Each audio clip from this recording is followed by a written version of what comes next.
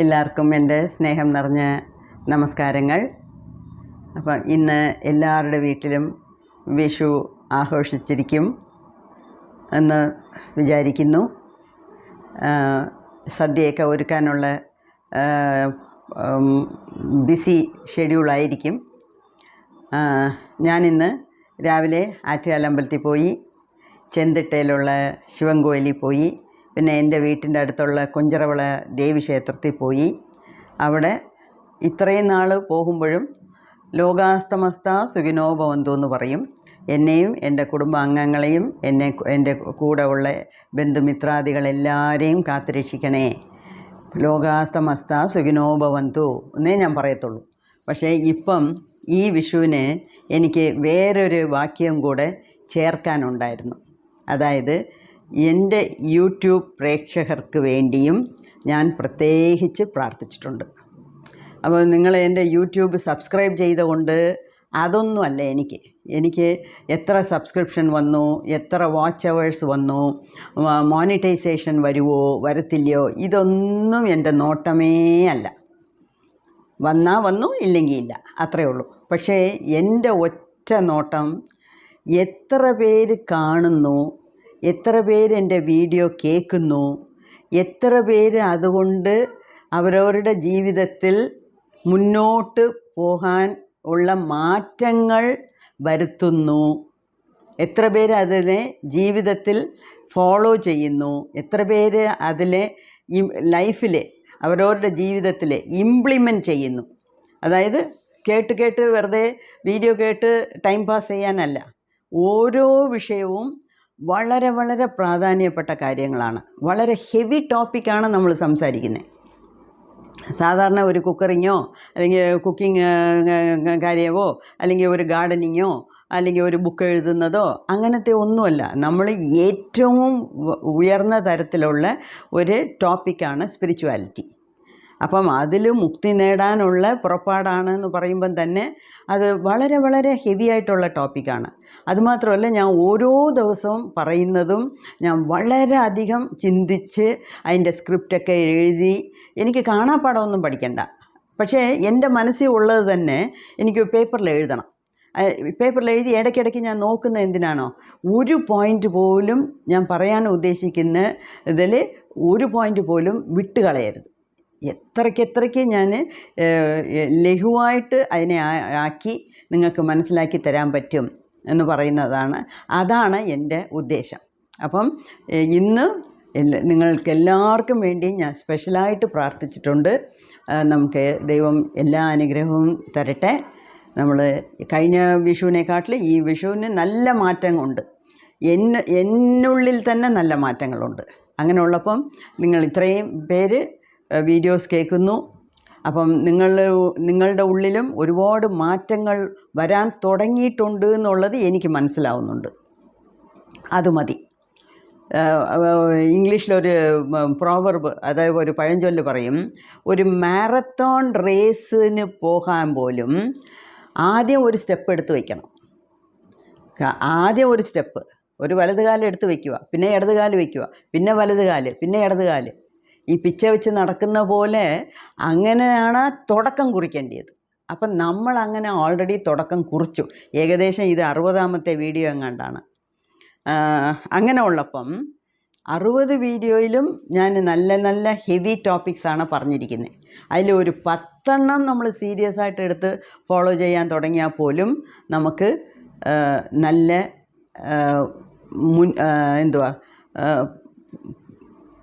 Improvement ഉണ്ട് ജീവിതത്തിൽ. Okay, അപ്പം ആ രീതിയിൽ എനിക്കും വളരെ സന്തോഷമാണ്. അതുമാത്രമല്ല, നിങ്ങളുടെ കമൻസൊക്കെ ഞാൻ തന്നെ വായിക്കുന്നത്, എനിക്കും അതിലും വളരെ സന്തോഷമുണ്ട്. നമുക്ക് ഇങ്ങനെ തന്നെ മുന്നോട്ട് പോകാം. ഓക്കെ, അപ്പം ഇന്നലെ നമ്മൾ കർമ്മ എന്ന് വെച്ചാൽ പാർട്ട് 1, കർമ്മ എപ്പിസോഡ് പാർട്ട് 1 നമ്മൾ തുടങ്ങി. അപ്പോൾ കർമ്മ എന്ന് വെച്ചാൽ എന്തുവാ, അതിൻ്റെ ഡെഫിനിഷൻ എന്തുവാ, കർമ്മയോഗി എന്ന് വെച്ചാൽ എന്തുവാ, യോഗ എന്ന് വെച്ചാൽ എന്തുവാ, കർമ്മയോഗി എന്ന് വെച്ചാൽ എന്തുവാ, അങ്ങനത്തെ കാര്യങ്ങളൊക്കെ നമ്മൾ നോക്കി. അത് കർമ്മ ഒരു ടൂളാണ്, മനസ്സിൻ്റെ കൂട്ടം ഒരു ടൂളാണ്. അതിനെ വെച്ച് തന്നെ നമുക്ക് നല്ല എഴുന്നേറ്റം ഉണ്ടാകും. മെറ്റീരിയലിസ്റ്റിക് ലൈഫിലാണെങ്കിൽ അതിലും നല്ലത് വരും. ഇത് എന്തോ ആത്മീയതയിലാണെങ്കിലും അതിലും നമുക്ക് നല്ലത് വരും. അങ്ങനത്തെ കാര്യങ്ങളൊക്കെയാണ് ഞാൻ ഒരുപാട് കാര്യങ്ങൾ ഇരിക്കുന്നത്, പറഞ്ഞു വന്നിട്ടുള്ളത്. ഇനിയും അതിനെക്കുറിച്ച് തന്നെയായിരിക്കും നമ്മൾ കൂടുതൽ സംസാരിക്കാൻ പോകുന്നത്. ഓക്കെ, അപ്പോൾ ഇന്നത്തെ കാര്യം, അതായത് നമ്മൾ നേരത്തെ ആ 7 സോൾസിനെ പറ്റി പഠിച്ചിട്ടുണ്ട്. ഏതൊക്കെയാണ്? Infant soul, baby soul, young soul, പിന്നെ മെച്യൂർഡ് സോള്, പിന്നെ ഓൾഡ് സോള്, പിന്നെ ട്രാൻസെൻഡൻ്റൽ സോള്, പിന്നെ എൻലൈറ്റൻഡ് സോൾ. അങ്ങനെ 7 സോൾസിനെ കുറിച്ച് പഠിച്ചിട്ടുണ്ട്. ഇപ്പം ഇതും എൻ്റെ ഗുരു പ്രദീപ് വിജയ് സാറിൻ്റെ ക്ലാസ്സിൽ നിന്നുള്ള മെയിൻ പോയിൻറ്റ്സാണ് ഞാനിവിടെ ഡിസ്കസ് ചെയ്യുന്നത്. അദ്ദേഹം പറയുന്നത് ഈ കർമ്മയെ സംബന്ധിച്ചവരെ ഒരു 5 കാറ്റഗറി ആയിട്ട് ഈ സോൾസിനെ പിരിക്കാം. അതായത് ഈ സോൾ എന്ന് പറഞ്ഞാൽ ആത്മ. ഈ ആത്മാവിൻ്റെ ലെവൽ ഏത് ലെവലിലായിരിക്കുന്നേ എന്ന് വെച്ചുകൊണ്ട് നമുക്ക് ഒരു 5 കാറ്റഗറി ആയിട്ട് ഈ 7 സോൾസിനെയും നമുക്ക് പിരിക്കാം. അതിനെക്കുറിച്ചാണ് ഇന്ന് നമ്മൾ നോക്കാൻ പോകുന്നത്. അതായത് സോൾ ഡെവലപ്മെൻറ്റ് ആൻഡ് കർമ്മയെ സംബന്ധിച്ചവരെ ഈ സോൾ ഡെവലപ്മെൻറ്റിനും കർമ്മയ്ക്കുമുള്ള ബന്ധം എന്തുവാ, റിലേഷൻഷിപ്പ് എന്തുവാ എന്നാണ് നമ്മൾ നോക്കുന്നത്. ഓക്കെ, അതിൽ 5 സ്റ്റേജാണ് പറയുന്നത്. അതിൽ ഒന്ന് ഇൻഫൻറ്റ് സോള്. ഇൻഫൻറ്റ് സോൾ എന്ന് പറയുമ്പം ഈ ഭൂമിയിൽ ഒരു 10-100 ജന്മങ്ങളെ എടുത്തിട്ടുണ്ടായിരിക്കുന്നു ഇതുവരെ എന്നുള്ളതാണ്. അപ്പം അവർക്ക് ഈ തമോ ഗുണം കൂടുതലാണ്. തമോ ഗുണം എന്ന് വെച്ചാൽ എന്തുവാ? അലസത, ലേസിനെസ്. അപ്പം അവരുടെ രീതിയിൽ എന്തുവാ? നേരത്തെയും ഇത് നമ്മൾ കണ്ടിട്ടുണ്ട്. അവർക്ക് 3 കാര്യങ്ങളേ ഉള്ളൂ. നല്ലപോലെ കഴിക്കണം, നല്ലപോലെ ഉറങ്ങണം, നല്ല ജോളിയായിട്ടിരിക്കണം, കുട്ടികളെ ഉണ്ടാക്കണം. അതാത് സമയത്ത് അങ്ങനെ കുഞ്ഞുങ്ങളായി അങ്ങനെ കഴിക്കുക, ഉറങ്ങുക, കുടുംബം, കുട്ടി, അങ്ങനെ ഇങ്ങനെ പോവുക. അതിന് മുകളിൽ ഒരു ചിന്തയുമില്ല. മെഡിറ്റേഷൻ എന്ന് വെച്ചാൽ അറിഞ്ഞുകൂടാ. ദൈവത്തിനെ കാണണോ, ഭക്തിമാർഗത്തിൽ പോകണോ, മുക്തി നേടണോ, ഇതൊന്നും എനിക്ക് പറഞ്ഞിട്ടില്ല. എൻ്റെ അടുത്ത് ഇതൊന്നും പറഞ്ഞുകൊണ്ട് വരരുത്, എനിക്കും അതിന് യാതൊരു സംബന്ധവും ഇല്ല എന്നുള്ള രീതിയിലായിരിക്കും ഇവരുടെ പോക്ക്. എന്താ വെച്ചാൽ ആ സോളിൻ്റെ മെച്യൂരിറ്റി അത്രയേ ഉള്ളൂ. അതാണ് ഇൻഫൻറ്റ് സോൾ. ഓക്കെ, അപ്പം ഇൻഫൻറ്റ് സോളിന് അവർക്ക് ഭയങ്കര മടിയന്മാരാണ്. ഈ ഇൻഫൻറ്റ് സോൾ എന്ന് പറയുന്നത് ഭയങ്കര മടിയന്മാരാണ്. ഓക്കെ, അതുമാത്രമല്ല ഈ സദാസർവകാലം കഴിച്ച് ഉറങ്ങിയിരിക്കുന്നതേ ഈ മടിയന്മാരുടെ ഒരു സ്വഭാവമാണ്. അത് നമ്മൾ പ്രത്യേകിച്ച് പറയേണ്ട കാര്യമേ ഇല്ല. അപ്പം അവർക്ക് ഈ കർമ്മയെക്കുറിച്ച് എന്ത് പറഞ്ഞിട്ടുണ്ട് എന്ന് പറഞ്ഞാൽ, അവർ പറയുന്നത്, അതായത് ആര് പറഞ്ഞു എന്ന് വെച്ചാൽ, ഇതൊക്കെ ഞാൻ പറഞ്ഞില്ലേ, കർമ്മ എന്ന് പറയുന്നതേ ഒരു നിയമമാണ്, കർമ്മ എന്ന് പറയുന്നതേ ഒരു റൂളാണ്. ഓക്കെ, അപ്പം ഈ ഇൻഫൻറ്റ് സോൾസിന് പറഞ്ഞിട്ടുള്ള റൂൾ എന്തുവാന്ന് വെച്ചാൽ, നീ വെറുതെ ഇങ്ങനെ അലസതയായിട്ട് സദാസർവകാലവും കഴിക്കുക ഉറങ്ങുക എന്ന് ജീവിക്കരുത്. എന്തെങ്കിലും ചെയ്.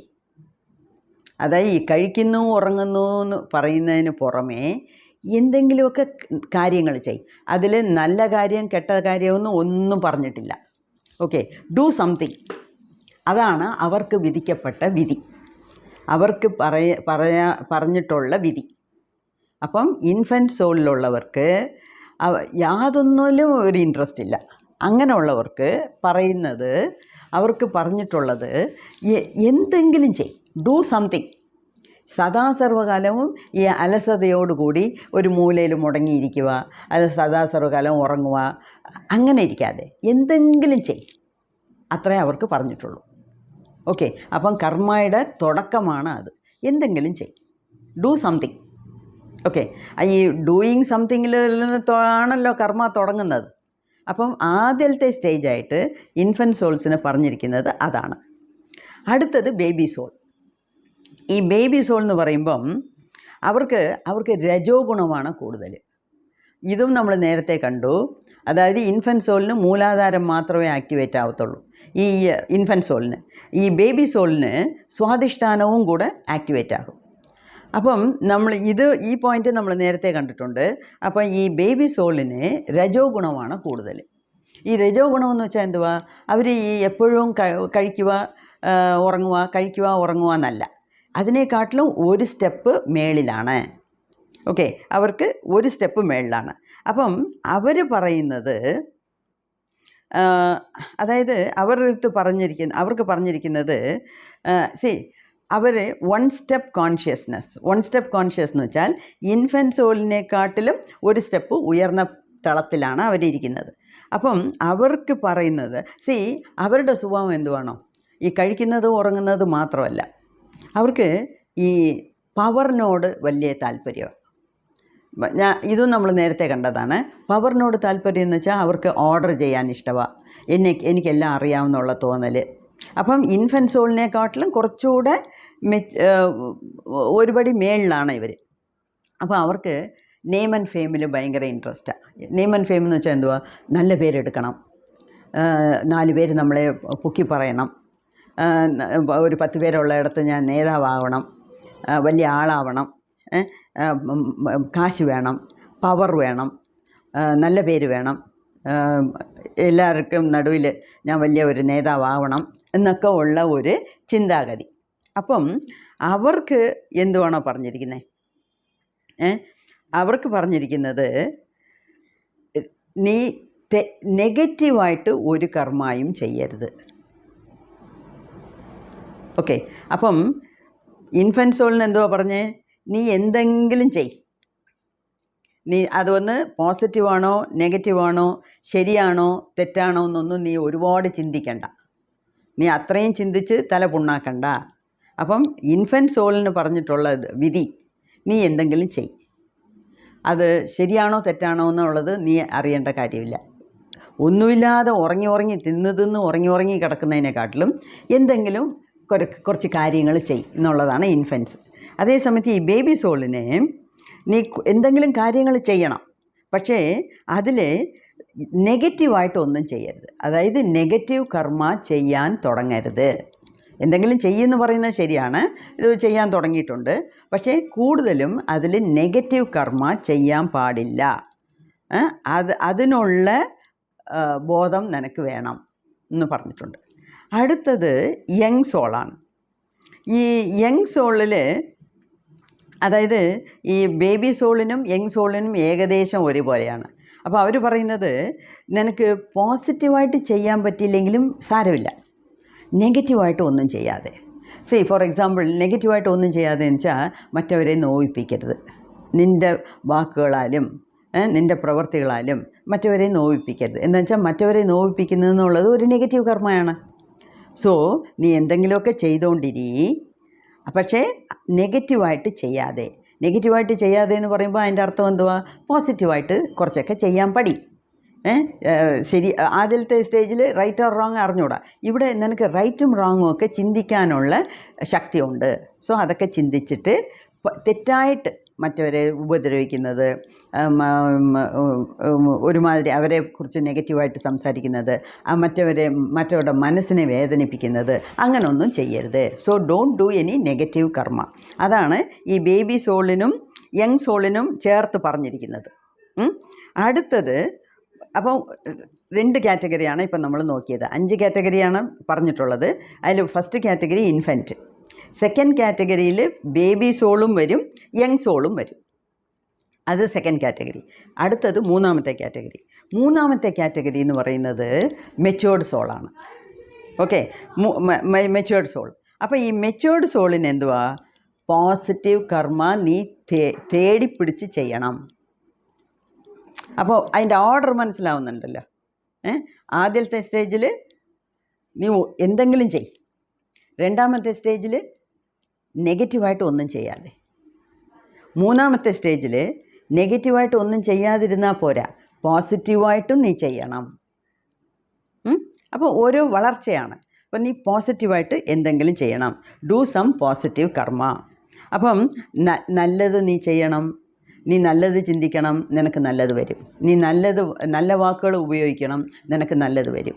നിൻ്റെ ചെയ്ത്തെല്ലാം നിൻ്റെ നടപടിയെല്ലാം നല്ലതായിട്ടിരുന്നാൽ നിനക്ക് കൂടുതൽ നല്ലത് വരും, നിനക്ക് പുണ്യം കിട്ടും. ഇത്രയും തിരിച്ചറിയാനുള്ള ശക്തി ആ ആത്മായ്ക്കുണ്ട്. അതാണ് മൂന്നാമത്തെ സ്റ്റേജ്, മെച്യൂർഡ് സോൾ. അടുത്തത് അതുമാത്രമല്ല, നിനക്ക് നല്ലത് വരും, നിനക്ക് അത് അപ്പം നീ വന്ന് കോൺസെൻട്രേറ്റ് ചെയ്യേണ്ടത് സമാധാനം, അഹിംസ, സന്തോഷം, നല്ല ഫ്രണ്ട്ഷിപ്പ്, അതിലൊക്കെയാണ് നീ കോൺസെൻട്രേറ്റ് ചെയ്യേണ്ടത് എന്ന് പറയും. നാലാമത്തെ സ്റ്റേജ്, ഈ നാലാമത്തെ സ്റ്റേജിൽ നീ നല്ലത് ചെയ്യണം, നല്ല കർമാക്കൾ ഒരുപാട് ചെയ്യണം. പക്ഷേ അതിലും ഒരുപടി മേലെ. അതെന്തുവാ?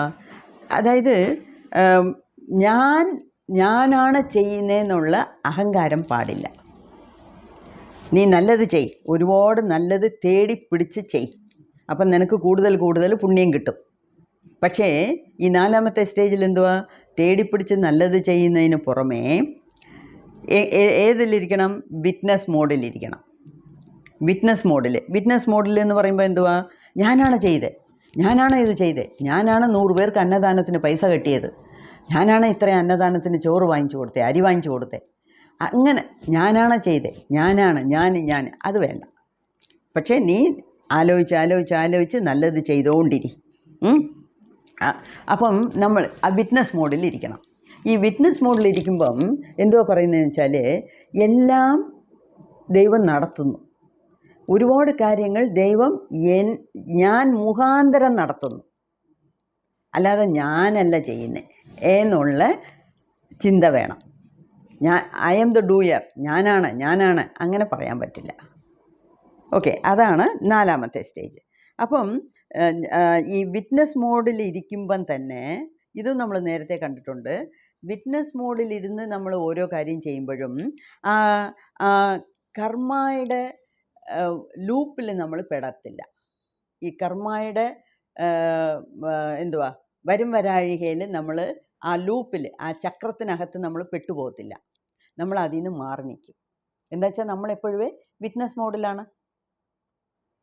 ഓക്കെ, എല്ലാം നടക്കുന്നതെല്ലാം നല്ലതിന്, നടക്കുന്നതെല്ലാം ഒരു കാരണത്തിനാണ്. അപ്പം ഞാനൊരു ടൂളാണ്. അപ്പം എൻ്റെ മുഖാന്തരം എൻ്റെ വഴി കൂടെ ദൈവം ഇതൊക്കെ നടത്തുന്നു എന്ന് വിചാരിക്കാവൂ. അല്ലാതെ ഞാനാണ് അത് ചെയ്തത്, ഞാനാണ് ഇത് ചെയ്തത്, അങ്ങനത്തെ സംസാരം പാടില്ല. അപ്പം ഇതിൽ ഈ നാലാമത്തെ സ്റ്റേജിൽ എന്തുവാ അവർ ചെയ്യുന്നത്? അവർക്ക് കൂടുതൽ മെഡിറ്റേഷൻ ചെയ്യാൻ തുടങ്ങും. അപ്പം മെഡിറ്റേഷൻ ചെയ്യാൻ തുടങ്ങും. അപ്പം ഈ മെഡിറ്റേഷൻ ചെയ്യുമ്പോഴേ നമ്മളൊരു യോഗിയായിട്ട് മാറുന്നു. കൂടുതൽ സമയം മെഡിറ്റേഷനിലിരിക്കുന്നു, കൂടുതൽ സമയം മൗനം പാലിക്കുന്നു. അപ്പം ഇത് നമ്മൾ സമയം കളയുന്നില്ല, ഒരു നിമിഷം പോലും വേസ്റ്റ് ആക്കരുത്. അപ്പം നല്ലത് ചെയ്തുകൊണ്ടിരിക്കണം. നല്ലത് ചെയ്യുന്നതിന് പുറമേ നമ്മളുടെ മനസ്സിൻ്റെ ചിന്താഗതി എങ്ങനെ ഇരിക്കണം? വിറ്റ്നസ് മോഡിലിരിക്കണം. ഞാനാണ് ചെയ്തത്, ഞാനാണ് ഇത് ചെയ്തത്, ഞാനാണ് അത് ചെയ്തത്, അങ്ങനെയുള്ള ഒരു ചിന്താഗതി വേണ്ട. ഇതാണ് നാലാമത്തെ സ്റ്റേജിൽ പറഞ്ഞിരിക്കുന്നത്. അപ്പോൾ ഈ നാലാമത്തെ സ്റ്റേജിലൊക്കെ വരുന്നത് ആരായിരിക്കും? നമുക്ക് ആലോചിച്ച് നോക്കിയാൽ ഓൾഡ് സോളും ട്രാൻസിഡൻ്റൽ സോളും ആയിരിക്കും. ഓക്കെ, ഇതിലൊക്കെ വേറൊരു കാര്യം നമ്മൾ മനസ്സിലാക്കണം. ഇതൊക്കെ ലോകത്തിലുള്ള എല്ലാ മനുഷ്യരെയും 8 വിധമായിട്ട് പിരിച്ചു. ഇപ്പം ഈ കർമ്മ സംബന്ധിച്ച് വരുമ്പം ലോകത്തിലുള്ള എല്ലാവരെയും 5 വിധമായിട്ട് പിരിക്കുന്നു. ഈ 5 വിധമായിട്ട് പിരിക്കുന്നതും 8 വിധമായിട്ടും 7 വിധമായിട്ടും ഒക്കെ നമ്മൾ അവരെയൊക്കെ പറയുന്നത് ഒരു റഫ് അണ്ടർസ്റ്റാൻഡിങ്ങിനാണ്. ഒരേ ആൾ ചിലപ്പം മെച്യൂർഡ് സോളായിട്ട് ബിഹേവ് ചെയ്യാം, ചിലപ്പം ഓൾഡ് സോളായിട്ട് ബിഹേവ് ചെയ്യാം, ചിലപ്പം ട്രാൻസിഡൻ്റൽ സോളായിട്ട് ബിഹേവ് ചെയ്യാം, ചിലപ്പം ബേബി സോളായിട്ടും ബിഹേവ് ചെയ്യാം. ഓക്കെ, അപ്പം ഇതിൽ എത്ര ശതമാനം ഏത് കാറ്റഗറിയിലാണ് വരുന്നതെന്ന് കണ്ടുപിടിച്ചാൽ ആ കാറ്റഗറിയിലാണ് നമ്മൾ ഇപ്പം ഇരിക്കുന്നത് എന്നുള്ളത് നമുക്ക് മനസ്സിലാകും. ഇതൊക്കെ നമുക്ക് ഒരു ക്ലിയർ അണ്ടർസ്റ്റാൻഡിങ്ങിന് വേണ്ടിയാണ്. നല്ലപോലെ ഒരു മനസ്സിലാക്കാൻ വേണ്ടിയാണ് ഇങ്ങനെയൊക്കെ പറയുന്നത്. ഓക്കെ. ഇപ്പം ട്രാൻസ്ഡെൻഡൽ സോൾ എന്ന് പറയുന്നത് ഒരുപാട് മെഡിറ്റേഷൻ ചെയ്യുന്ന സോളാണ്. ഒരുപാട് സർവീസ് ചെയ്യും. മെഡിറ്റേഷൻ മറ്റവർക്ക് പറഞ്ഞു കൊടുക്കും, മറ്റവരെയും സർവീസ് ചെയ്യാൻ തൂണ്ടും. സർവീസ് ചെയ്യുന്നത് നല്ലതാണ്, നിൻ്റെ കെട്ടകർമ്മയൊക്കെ പോകും. സർവീസ് എന്ന് പറയുന്നത് ഏറ്റവും ഉയർന്ന തരത്തിലുള്ള ഒരു പോസിറ്റീവ് കർമ്മയാണ്. അപ്പം നീ കൂടുതൽ കൂടുതൽ ഇത് ചെയ്യണം എന്നൊക്കെ പറയുന്നത് നല്ല കാര്യങ്ങളാണ്. അപ്പോൾ ഇത് ട്രാൻസ്ഡെൻഡൽ സോളിൻ്റെ അങ്ങേ അറ്റത്തെ മുറ്റിയ ഭാഗം, അങ്ങനെ അല്ലെങ്കിൽ എൻലൈറ്റൻഡ് സോൾ. അപ്പോൾ ഈ എൻലൈറ്റൻഡ് സോളിനെ ഇങ്ങനത്തെ ഗുണങ്ങളൊക്കെ കാണത്തുള്ളൂ. സേവ, അതായത് സർവീസ് ചെയ്യണം. ഇതിൻ്റെ മുമ്പത്തെ സ്റ്റേജിൽ ഞാനല്ല ചെയ്യുന്നേ, ദൈവം ചെയ്യിപ്പിക്കുന്നു എന്നുള്ളതാണ്. അപ്പോൾ ഇവിടെ ഈ ചെയ്യിപ്പിക്കുന്നത് അതിന് പുറമേ നമ്മൾ മറ്റവർക്ക് വേണ്ടി എന്ത് ചെയ്യുന്നു, നമ്മളെ നന്നാക്കുന്നത് മാത്രമല്ല, മറ്റവർക്ക് വേണ്ടി നമ്മൾ എന്ത് ചെയ്യുന്നു, എന്തൊക്കെ സർവീസ് ചെയ്യാം, ഏതൊക്കെ രീതിയിൽ മറ്റവരെ നമ്മൾ സഹായിക്കാം. അപ്പോൾ അവർ കൂടുതൽ കൂടുതൽ മെഡിറ്റേഷൻ ചെയ്യും, അവർക്കപ്പം കൂടുതൽ ക്ലാരിറ്റി കിട്ടും. അതുമാത്രമല്ല, അവർ ഒരുപാട് പേർക്ക് പറഞ്ഞു കൊടുക്കാൻ തുടങ്ങും. ഓക്കെ. അതുമാത്രമല്ല, സ്പിരിച്വാലിറ്റിയിൽ നല്ല ഹൈ ലെവൽ, ആത്മീയതയിൽ നല്ല ഒരു ലെവലിൽ എത്തിയവരായിരിക്കും. ഓക്കെ. അപ്പോൾ അവർ മാത്രമല്ല സർവീസ് ചെയ്യുന്നത്, മറ്റവരെയും സർവീസ് ചെയ്യാൻ പ്രോത്സാഹിപ്പിക്കും. ഈ പ്രോത്സാഹിപ്പിക്കുന്നതുകൊണ്ട് എന്ത് ഗുണം? അവർക്ക് ലിബറേഷൻ കിട്ടും. മനസ്സിലായി? അപ്പം അവനോൻ്റെ സ്വന്തം ലിബറേഷന് മാത്രമല്ല, മറ്റവർക്കായിട്ട് വേണ്ടിയും മറ്റവരുടെ ലിബറേഷന് വേണ്ടിയും ഇവർ പാടുപെടും. അങ്ങനെ 5 വിധത്തിലാണ് ഈ കർമ്മയെ സംബന്ധിച്ചവരെ ഈ സോൾ ഡെവലപ്മെൻറ്റിനെ നമ്മൾ താരതമ്യപ്പെടുത്തി നോക്കുന്നത്. ഓക്കെ. അപ്പം നമ്മൾ ഏത് സോളിലാണ്, നമുക്ക് എത്ര ലെവലിൽ ഉണ്ട്, അപ്പം നമ്മൾ കൂടുതൽ പോസിറ്റീവ്, അല്ലെങ്കിൽ കണ്ണടച്ചുകൊണ്ട് പറയാം, ആരായിരുന്നാലും ശരി, കൂടുതൽ പോസിറ്റീവ് കർമാക്കൾ ചെയ്യണം. അപ്പോഴേ ഈ നെഗറ്റീവ് കർമാവിൻ്റെ ശക്തി കുറയത്തുള്ളൂ. ഇപ്പം കൂടുതൽ പുണ്യം ചെയ്യുന്നതുകൊണ്ടേ നമ്മൾ ഞാൻ കുറേ അറിയാതെ നേരത്തെ കുറേ നെഗറ്റീവ് കർമാക്കൾ ചെയ്തു. ഇപ്പം ഞാൻ ഒരുപാട് ദാനധർമ്മങ്ങൾ ചെയ്യുന്നു, ദേഹത്താൽ പാടുപെടുന്നു, സഹായിക്കുന്നു, മറ്റവരെ മനസ്സുകൊണ്ട് സഹായിക്കുന്നു, പണം കൊടുത്ത് സഹായിക്കുന്നു, ഒരുപാട് സേവ ചെയ്യുന്നു, എന്നെ ചുറ്റിയുള്ളവരെയെല്ലാം സേവ ചെയ്യാൻ പ്രോത്സാഹിപ്പിക്കുന്നു. അതുകൊണ്ട് ഞാൻ ചെയ്ത നെഗറ്റീവ് കർമ്മ വെറുതെ പോകുമോ? പോകത്തില്ല. എത്ര നമ്മൾ നല്ലത് ചെയ്താലും നമ്മളുടെ നെഗറ്റീവ് കർമാവിനെ അനുഭവിച്ച് തന്നെ തീർക്കണം. പക്ഷേ ഇപ്പം വെയിൽ കാലത്ത് എല്ലാവരും നമ്മൾ കുട പിടിക്കുന്നു. സൂര്യൻ അത്രയും ഉയരത്തിലുണ്ട്. സൂര്യൻ്റെ ചൂട് ശക്തിയാണ് നമ്മളെ തലയ്ക്ക് മീതെ വീഴുന്നത്. പക്ഷേ അത്രയും ലോകമെമ്പാടുമുള്ള ആൾക്കാരുടെ പുറത്താണ് ഈ എനർജി, സോളാർ എനർജി വീഴുന്നത്. പക്ഷേ ഒരു ചെറിയ കുട കൊണ്ട് നമുക്ക് എന്ത് പ്രയോജനം? ഒരു ചെറിയ കുട കൊണ്ട് അത്രയും ശക്തിയുള്ള കിരണങ്ങളെ നമ്മളുടെ തലയിൽ വീഴാതെ നമുക്ക് പ്രൊട്ടക്റ്റ് ചെയ്യാൻ പറ്റും, അല്ലയോ? നമ്മൾ എത്രയോ ദൂരം നടക്കുന്നു, ഒരു ചെറിയ 50 രൂപയുടെ ചെരുപ്പ് മതി. ഇപ്പോഴൊക്കെ ഇഷ്ടംപോലെ നല്ല ചെരുപ്പുകൾ 100 രൂപയ്ക്ക് കിട്ടുന്നുണ്ട്. ഓക്കെ. അപ്പം ഒരു ചെറിയ സേവ ചെയ്, ഒരാളിന് 2 ചെരുപ്പ് വാങ്ങിച്ചു കൊടു, എന്തെങ്കിലും സഹായിക്കും. അങ്ങനെ ചെയ്യുമ്പം പക്ഷേ ഈ കുട പിടിക്കുന്ന പോലോ അല്ലെങ്കിൽ ചെരുപ്പ് ഇടുന്ന പോലോ നമ്മൾ ചെയ്യുന്ന പുണ്യകർമാക്കൾ നമ്മളെ കാത്തുരക്ഷിക്കും. പക്ഷേ അവരുടെ നെഗറ്റീവ് കർമാസിനെ എന്ത് ചെയ്യും? ഒന്നും ചെയ്യാനില്ല, അവർ തന്നെ വെച്ച് അനുഭവിക്കണം. പക്ഷേ ഇത്രയും ചുട്ടരിക്കുന്ന ചൂടിൽ നമ്മളൊരു ചെറിയ കുട പിടിക്കുമ്പം ആ ചൂടിൻ്റെ ഇഫക്റ്റ് നമുക്കറിയാത്ത പോലെ നമ്മൾ ഒരുപാട് പുണ്യകാര്യങ്ങൾ ചെയ്യുമ്പം ഈ നെഗറ്റീവ് കർമാക്കൾ നമ്മൾ നേരത്തെ ചെയ്ത് സഞ്ചിത കർമാവിൽ സഞ്ചിയിൽ ഇട്ട് വെച്ചിട്ടുണ്ടല്ലോ, ആ നെഗറ്റീവ് കർമാസ് നമ്മളെ വളരെയധികം ബാധിക്കാത്ത രീതിയിലിരിക്കും. എന്തുകൊണ്ട് ബാധിക്കുന്നില്ല? എന്നുവെച്ചാൽ നമ്മൾ കൂടുതൽ കൂടുതൽ പോസിറ്റീവ് കർമ്മ ചെയ്യുന്നുണ്ട്. പക്ഷേ അതേ സമയത്ത് നെഗറ്റീവ് കർമ്മയെ നമ്മൾ എന്തെങ്കിലും ചെയ്യണോ, നെഗറ്റീവ് കർമ്മ കൊണ്ട് നമുക്ക് പാഠങ്ങൾ പഠിക്കണോ, അതുകൊണ്ട് കഷ്ടപ്പെടണോ? തീർച്ചയായിട്ടും കഷ്ടപ്പെടണം. Yes yes yes. ഒരു ചെറിയ നെഗറ്റീവ് കർമ്മ ചെയ്താലും അതിൻ്റെ ഫലം കിട്ടിയേ പറ്റും. അതാണ് ഗൗതമ ബുദ്ധ റോഡിൽ കൂടെ നടന്നു പോയപ്പം ഒരു ചെറിയ കല്ല് കാലിക്കൊണ്ട് രക്തം വന്നു. അപ്പം ഗൗതമ ബുദ്ധയുടെ കൂടെ നടക്കുന്ന ശിഷ്യന്മാരിലെ ഒരു ശിഷ്യൻ ചോദിച്ചു, അങ്ങേർക്ക് ഇത്രയും ജ്ഞാനോദയം കിട്ടിയ ഒരാളല്ലയോ, ഈ എവിടുന്നോ ഒരു കല്ല് വന്ന് കാലിൽപ്പെട്ട് രക്തം മുറിഞ്ഞ് രക്തം വന്നു. ഇത്രയും മുക്കാലവും ഉണർന്ന ജ്ഞാനിയാണല്ലോ നിങ്ങൾ, പിന്നെ ഈ കല്ല് വരുമ്പോഴേ കാല് മാറ്റാത്തെന്ത് എന്ന് ചോദിച്ചു. അപ്പോഴാണ് ഗൗതമ ബുദ്ധ പറഞ്ഞത്, ഈ കല്ല് എൻ്റെ കാലിൽ പെടണം, അവിടെ ശകലം രക്തം വരണം, ഒരു ചെറിയ വേദനയും വരണം എന്നുള്ളത് ഞാൻ ചെയ്ത നെഗറ്റീവ് കർമ്മ. ഇപ്പം എൻലൈറ്റൻഡ് ആയിരുന്നാൽ പോലും നമ്മളുടെ നെഗറ്റീവ് കർമ്മനെ നമ്മൾ കഴിച്ചേ പറ്റൂ. അതിൽ വേറെ ഒന്നും ചെയ്ത് കോമ്പൻസേറ്റ് ചെയ്യാൻ പറ്റില്ല. പക്ഷേ ഈ നെഗറ്റീവ് കർമ്മ ചെയ്തു വരുമ്പം അതിൻ്റെ ഈ വെയിലത്ത് കുട പിടിക്കുന്ന പോലെ അതിൻ്റെ ഇഫക്റ്റ് വളരെ മോശമാകാത്ത രീതിയിൽ നമുക്ക് വേറെ പല ക്വാളിറ്റീസ് ഈ പുണ്യകർമാക്കൾ ചെയ്യുന്നതുകൊണ്ട് ഉണ്ടാകും. മനസ്സിലായോ? അപ്പം ഈ 5 കാര്യങ്ങളാണ് നമ്മൾ കർമാവിനെ സംബന്ധിച്ചവരെ ഈ സോൾ ഡെവലപ്മെൻറ്റിന് ആർക്കാർക്ക് എന്ത് പറഞ്ഞിട്ടുണ്ട് എന്ന് പറയുന്നത്.